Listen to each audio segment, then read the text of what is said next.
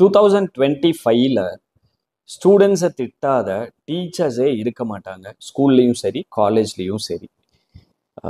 டீச்சர்ஸோட complaints எல்லாம் பார்த்தீங்கன்னா, ஸ்கூலுக்கு லேட்டாக வர்றான், ஹோம்ஒர்க் முடிக்கிறது இல்லை, கிளாஸை லிசன் பண்ண மாட்டேங்கிறான், எதுவுமே டைம் லைனில் சப்மிட் பண்ண மாட்டேங்கிறாங்க. ஸோ இந்த மாதிரி நிறைய கம்ப்ளைண்ட்ஸ் வந்து டீச்சர்ஸ் கொடுக்குறாங்க. இப்போ இருக்கிற ப்ரெசன்ட் ஜென்ரேஷன் ஸ்டூடெண்ட்ஸை நம்ம ஜென்சி ஸ்டூடெண்ட்ஸ்னு சொல்லுவோம். கொஞ்சம் லோக்கலில் சொல்லணும்னா 2K கிட்ஸ் அப்படின்னு நம்ம சொல்லுவோம்.